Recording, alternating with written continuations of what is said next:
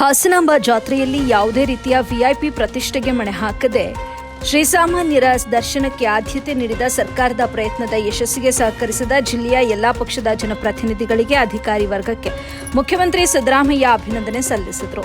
ಹಾಸನಾಂಬ ದೇವಿ ಮತ್ತು ಸಿದ್ದೇಶ್ವರ ಸ್ವಾಮಿಯ ದರ್ಶನ ಪಡೆದು ವಿಶೇಷ ಪೂಜೆ ಸಲ್ಲಿಸಿದ ಬಳಿಕ ಮಾಧ್ಯಮರ ಜೊತೆ ಮಾತನಾಡಿದ ಅವರು, ನಾನು ಕಳೆದ ವರ್ಷವೂ ದೇವಿಯ ದರ್ಶನ ಪಡೆದಿದ್ದೆ, ಈ ವರ್ಷವೂ ಸಹ ದರ್ಶನ ಪಡೆದಿದ್ದೇನೆ. ಇಡೀ ರಾಜ್ಯಕ್ಕೆ ಸುಭಿಕ್ಷೆ, ಶಾಂತಿ, ನೆಮ್ಮದಿಗಾಗಿ, ಮಳೆ, ಬೆಳೆ, ರೈತರ ಸಮೃದ್ಧಿಗಾಗಿ ದೇವಿಗೆ ಪ್ರಾರ್ಥನೆಯನ್ನ ಸಲ್ಲಿಸಿದ್ದೇನೆ ಅಂತ ಹೇಳಿದ್ರು. ಈ ಬಾರಿ ಅಗತ್ಯಕ್ಕಿಂತ ಹೆಚ್ಚು ಮಳೆ ಬಿದ್ದು ರೈತರಿಗೆ ಆಗುವ ನಷ್ಟ ಭರಿಸಲು ಎನ್ಡಿಆರ್ಎಫ್ ನಿಧಿ ಜತೆಗೆ ರಾಜ್ಯ ಸರ್ಕಾರವು ಹೆಚ್ಚುವರಿಯಾಗಿ ಪರಿಹಾರ ನೀಡುತ್ತಿದ್ದೇವೆ. ಹಿಂದೆಂದೂ ಯಾರು ನೀಡದಷ್ಟು ಬೆಳೆಹಾನಿ ಪರಿಹಾರವನ್ನು ನಾವು ನೀಡಿದ್ದೇವೆ. ಮುಂದಿನ ವರ್ಷ ಬೆಳೆಹಾನಿ ಪರಿಸ್ಥಿತಿ ಬರದಿರಲಿ ಅಂತ ಹಾಸನಾಂಬ ಮತ್ತು ಸಿದ್ದೇಶ್ವರ ಸ್ವಾಮಿಯಲ್ಲಿ ಪ್ರಾರ್ಥಿಸಿದ್ದೇನೆ ಅಂತ ತಿಳಿಸಿದ್ರು.